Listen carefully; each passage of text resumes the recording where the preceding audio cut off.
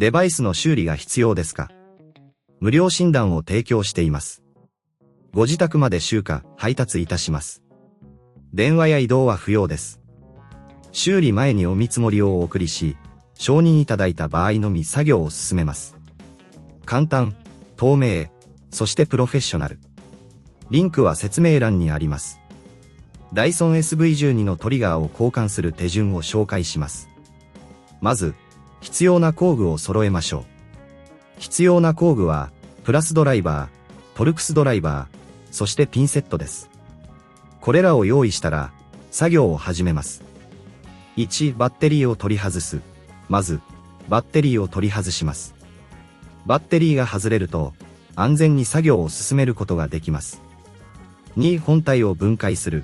プラスドライバーを使用して、本体のネジを外します。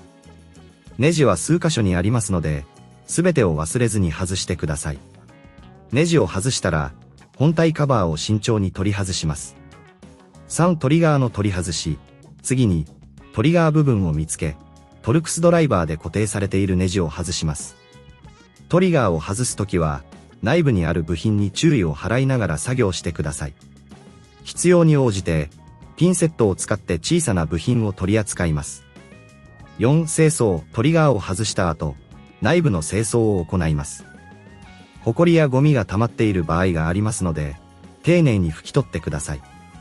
これにより、新しいトリガーの取り付けがスムーズになります。5、新しいトリガーの取り付け。新しいトリガーを所定の位置に取り付け、トルクスドライバーでネジを締めます。ネジの締め具合に注意し、しっかりと固定してください。これが難しいと思われる場合は、ご自宅での集荷と配達サービスを提供していることを覚えておいてください。6、本体の再組み立て。すべてのパーツがしっかりと取り付けられたら、本体カバーを元に戻し、プラスドライバーでネジを締めます。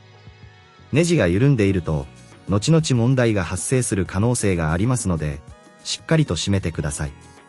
7、動作確認。最後に、バッテリーを再度取り付け、トリガーの動作を確認します。